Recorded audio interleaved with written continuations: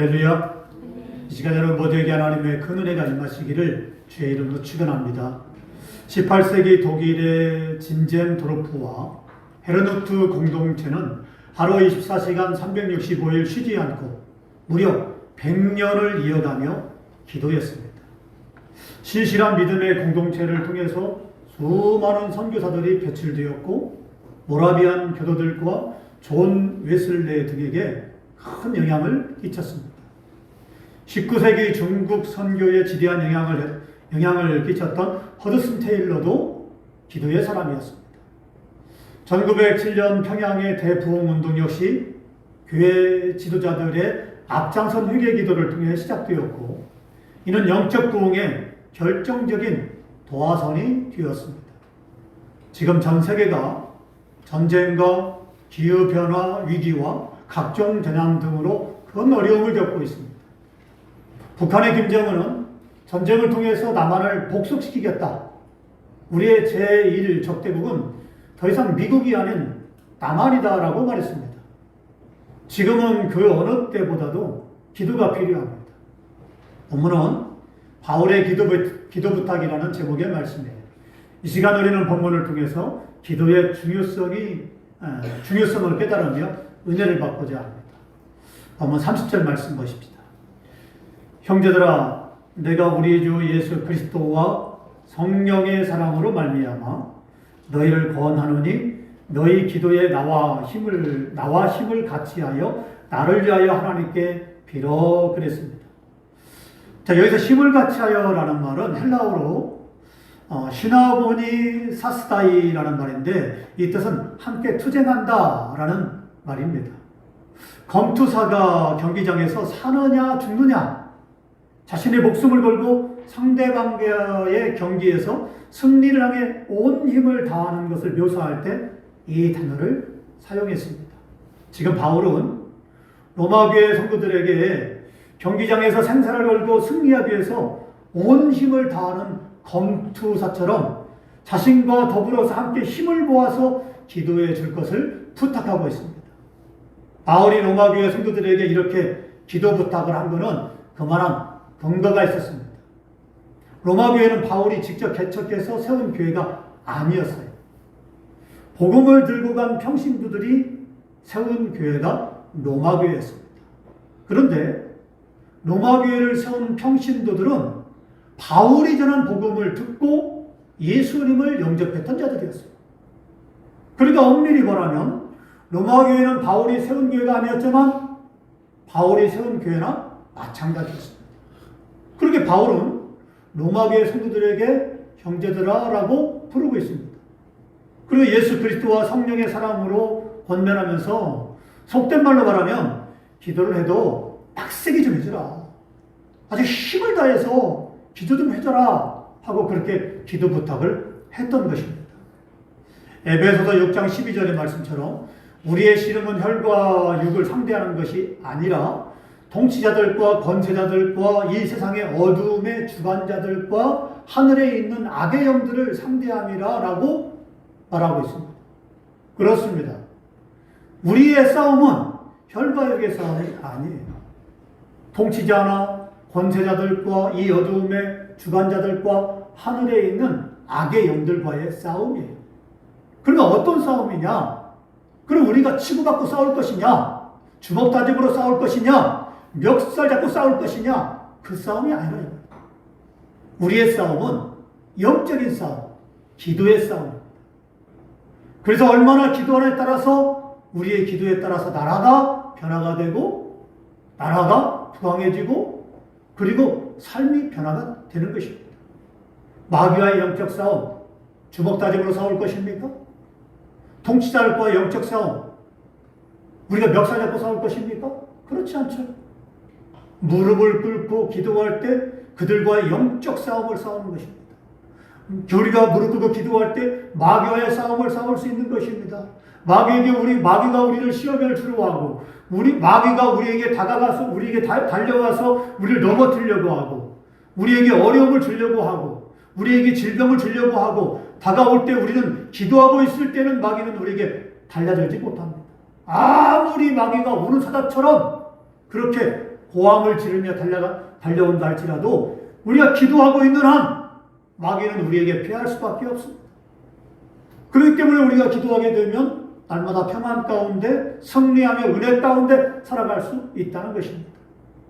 영혼이 잘 되어야 범사가 잘 되는 것처럼 보이지 않는 영적 싸움에서 이겨야 보이는 육적 싸움에서도 이길 수 있는 거예요. 어떤 운동 시합이든지 선수들이 이 기싸움을 먼저 합니다. 기싸움에서 이기느냐 지느냐에 따라서 그 운동은 승패가 달라지는 것이죠. 기싸움은 보이지 않는 힘의 대결을 말합니다. 보이지 않지만 기싸움에서 이기면 그 싸움은 그 경기는 해보나 마나 이길 수 있어요. 이런 것처럼 우리의 싸움은 보이지 않는 마귀와의 영적 싸움에서 이기면 보이지 않는 육적 싸움은 우리가 이길 수 있습니다. 그런 보이지 않는 영적 싸움은 무엇일까요? 그거는 앞에서 말씀드린 것처럼 기도입니다. 우리의 인생은 기도를 하느냐 하지 않느냐에 따라서 우리 인생의 승패가 좌우됩니다. 그러기에 이런 영적 비밀을 아는 사람은 기도에 목숨을 거는 것입니다. 할렐루야. 기도에 목숨을 거시기 바랍니다. 기도에 생명을 거는 자가 믿음으로 승리하는 거예요. 성경을 보니까 여러 인물들이 나오죠. 예서가 400명의 군사를 이끌고 야곱을 죽이러 옵니다. 그 소식을 야곱이 듣죠. 그때 야곱이 무엇을 합니까? 군사를 동원합니까? 그렇지 않죠. 야곱이 예서가 자기를 죽이려고 300명의 군사를 이끌고 온다는 소식을 듣고 야곱은 약복강가에서 환도뼈가 부러지기까지 생명을 걸고 밤새도록 기도합니다. 형 예서가 야곱을 죽이러 올 때 야곱이 고작 한 일은 기도였어요. 근데 어떻게 되었을까요? 야곱이 밤새도록 그렇게 기도하고 난 다음에 형 예서를 맞이했을 때 형 예서가 400명의 군사를 이끌고 왔는데 동생 야곱을 끌어안고 엉엉웁니다. 내 사랑하는 야곱아, 내 사랑하는 동생아, 왜 이렇게 늦게 왔냐 하면서 죽이러 왔던 사람이 눈물을 흘리면서 끌어안고 울더라 이 말이죠. 그거는 기도했느냐 기도하지 않느냐의 차이예요. 원수 하만이 예스더와 이스라엘 민족을 죽이려고 했습니다. 그러나 예스더가 어떻게 합니까? 자기 민족 이스라엘을 구원하기 위해서 생명을 걸고 금식 기도를 한 다음에 왕 앞에 나아갑니다. 이 시대는 왕 앞에 함부로 왕비라 할지라도 왕 앞에 나가게 되면 바로 목숨을 면치 못합니다. 죽게 돼요.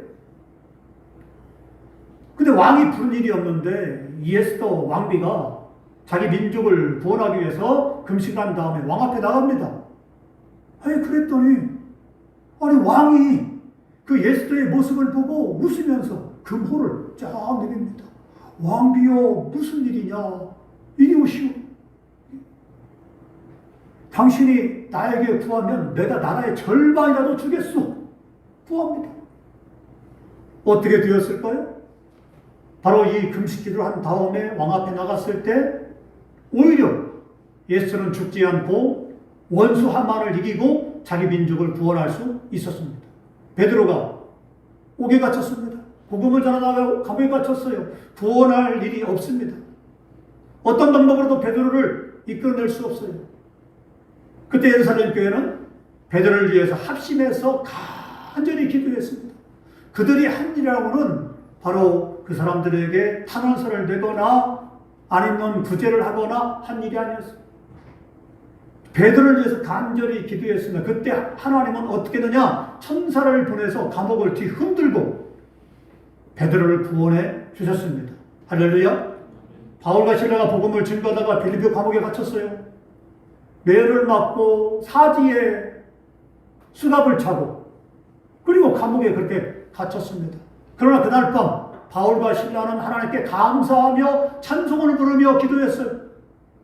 어떻게 되었을까요? 하나님은 천사를 보내서 빌립보 감옥을 뒤흔들어 버렸어요. 그리고 바울과 실라를 구원해 준 것은 물론 그로 인해서 간수의 온 집안이 예수를 믿게 되는 놀라운 역사가 일어났습니다. 할렐루야. 바로 이 시대 가운데 하나님은 우리가 기도가 필요합니다. 우리가 어려움을 당할 때, 고난을 당할 때, 하나님께 간절히 기도할 때 하나님은 우리를 이런 방법으로 우리를 구원하더라 이 말입니다. 시험 준비를 할 때에도, 내 힘으로 안 되는 문제를 만났을 때에도, 어려운 문제를 만났을 때 여러분은 어떻게 합니까? 고심합니까? 걱정합니까? 염려합니까? 그것을 바꿔서 기도하자 이 말이죠. 무릎을 꿇고 간절히 야곱처럼 에스더처럼 이제는 그 바울과 실라처럼, 그리고 예루살렘 성도들처럼 간절히 기도할 때 하나님은 우리 기도를 들으시더라 이 말이죠. 왜냐하면 하나님은 살아계시기 때문에 그래요. 하나님은 죽은 하나님이 아니더라 이 말이죠.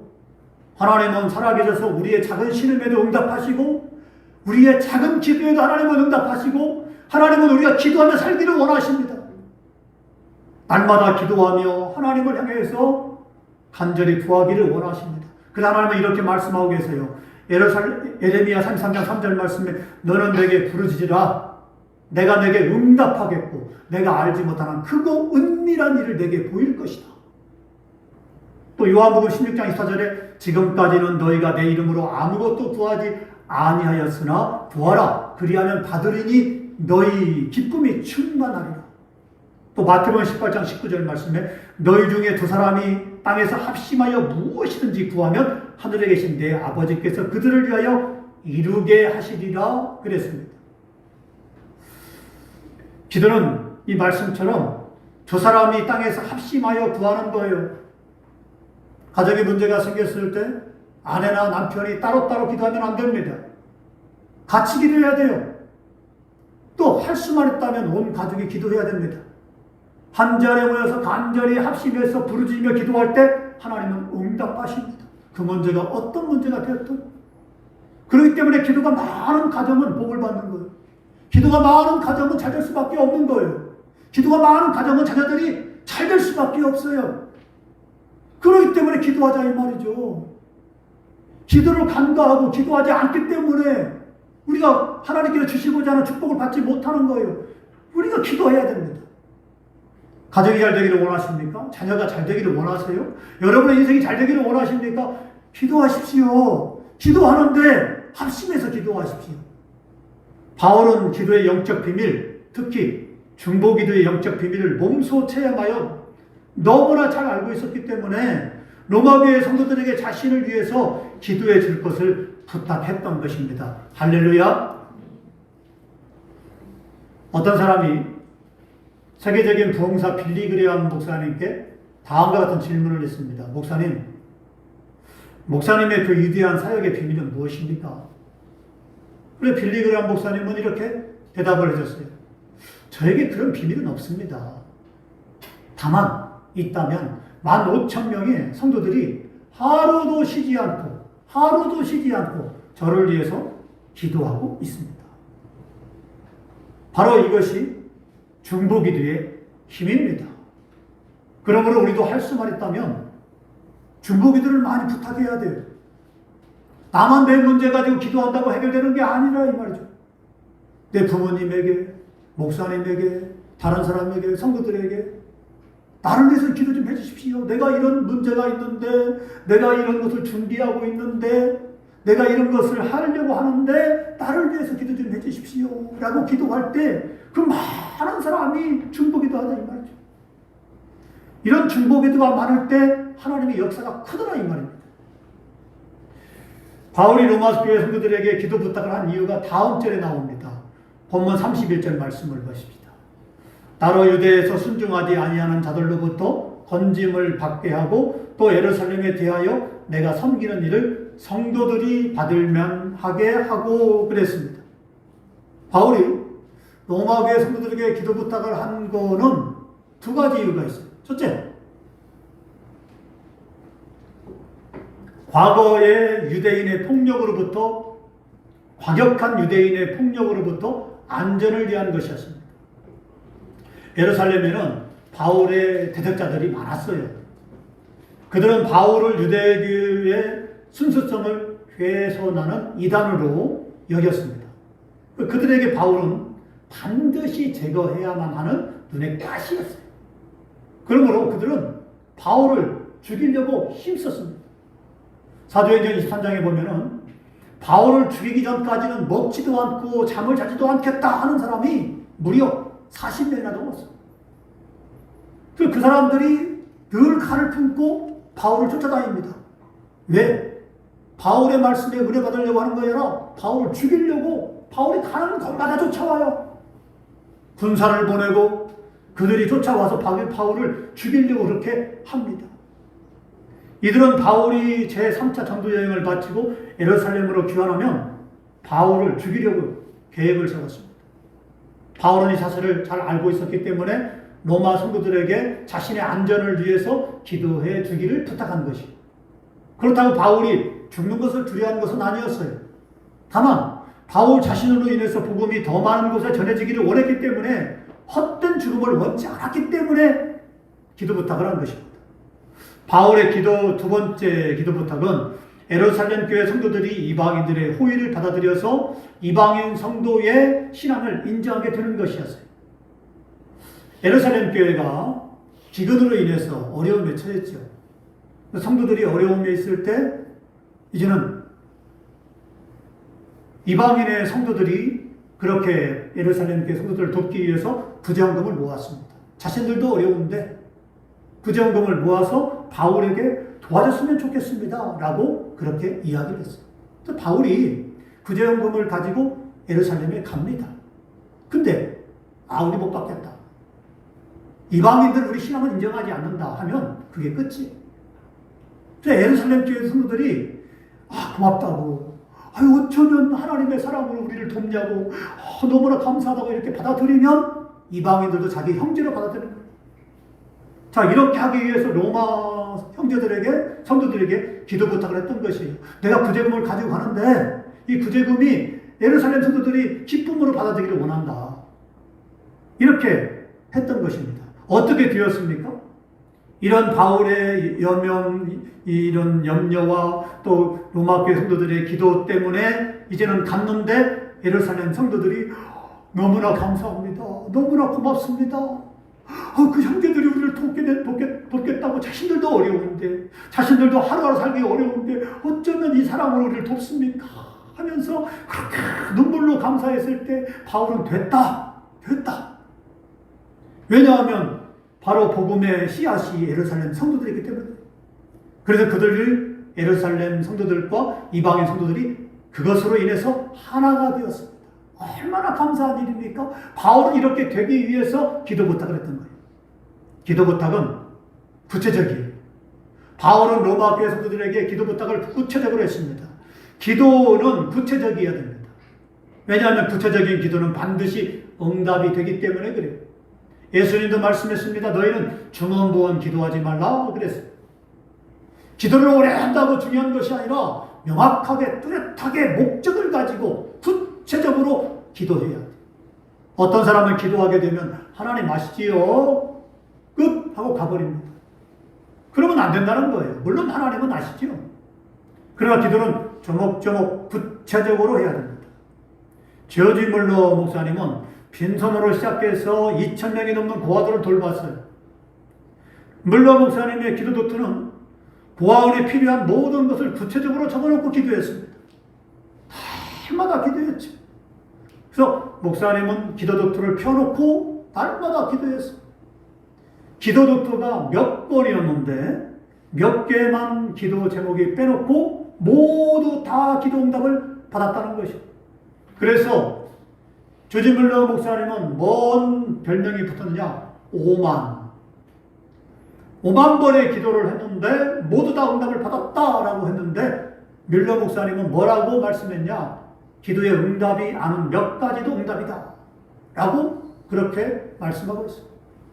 무려 5만 번의 기도를 했는데 다 응답을 받았다는 것이 놀랍지 않습니까?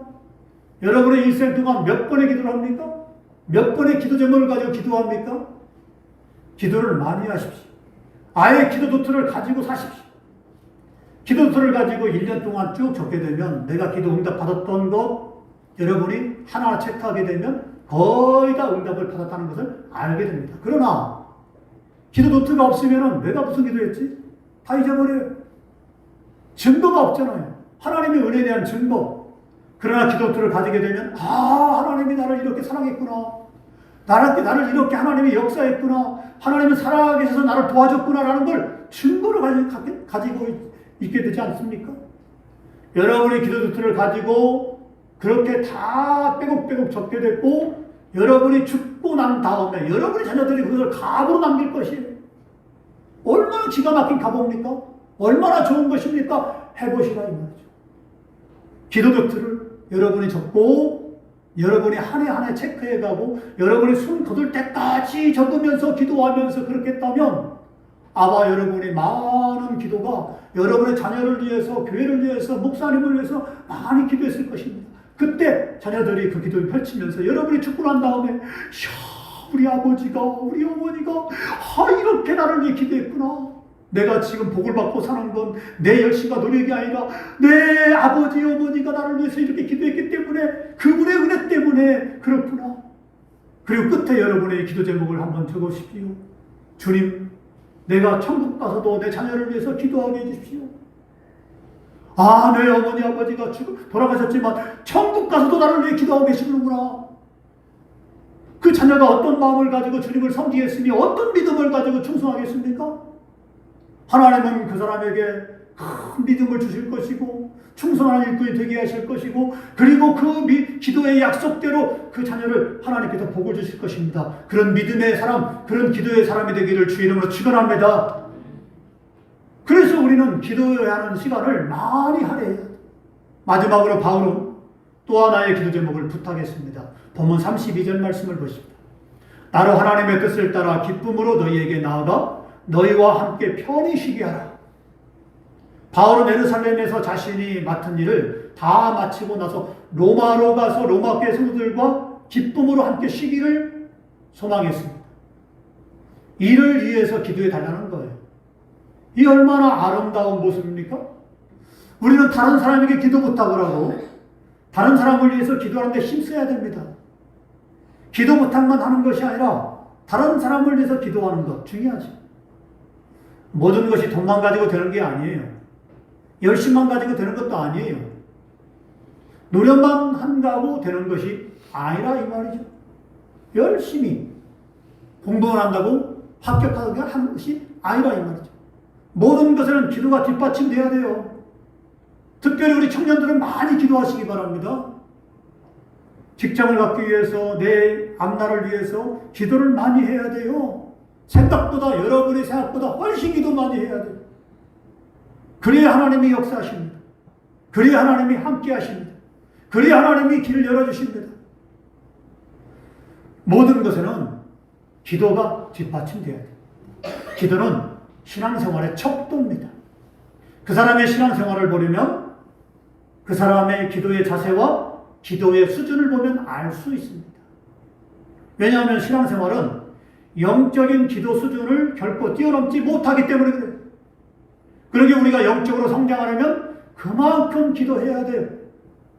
우리가 열심히 봉사하고 헌신해서 열매를 맺었습니다. 그러나 기도 없이 어떤 일이 이루어졌다면 그 열매 역시 기도의 수준을 뛰어넘지 못합니다. 그러므로 만일 기도 없이 어떤 일이 이루어졌다면 반드시 그 뒤에는 합당하지 못한 결과가 따라오게 됩니다. 기도 없이 잘 됐다, 기도 없이 형통했다 한다면 그 뒤에는 반드시 불협화음이 오게 되고 합당하지 못한 결과를 낳게 되는 거예요. 그렇기 때문에 반드시 기도하고 하나님의 은혜가 있어야 됩니다. 바로 그 일로 시험에 들게 되고 목적이 흔들리게 되고 뜻이 바뀌게 되고 동기가 변질되게 됩니다.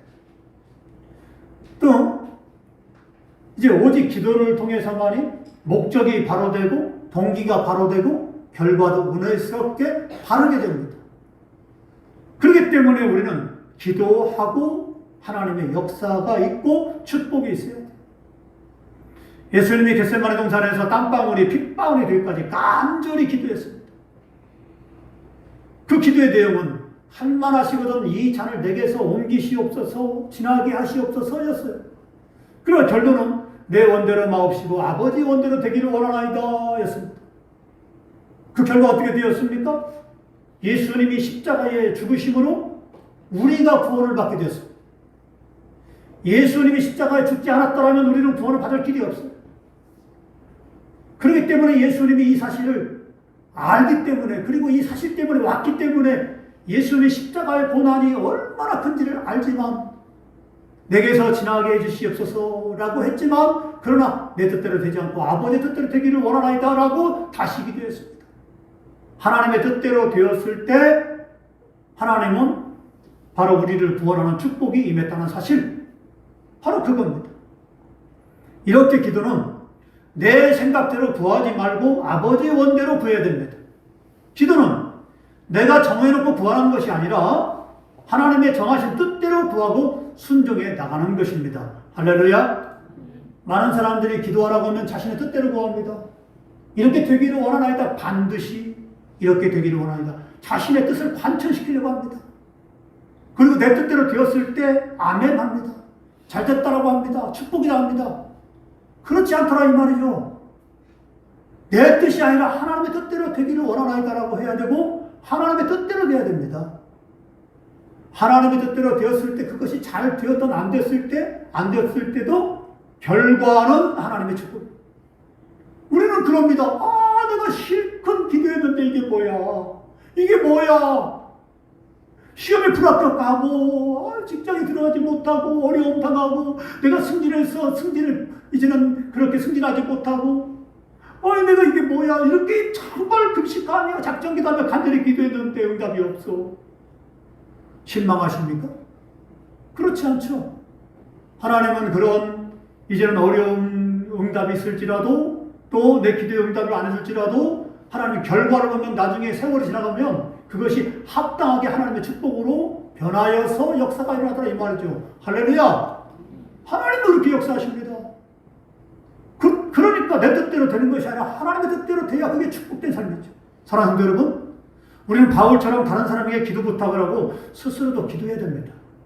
왜냐하면 하나님은 우리가 기도하는 것만큼 역사하고 기도의 분량만큼 도와주시기 때문에 쉬지 말고 기도하십시오. 그러므로 바울처럼 주께서 맡겨준 사명을 잘 감당하고 날마다 복된 삶을 살아가는 저와 여러분 되기를 주의 이름으로 축원합니다.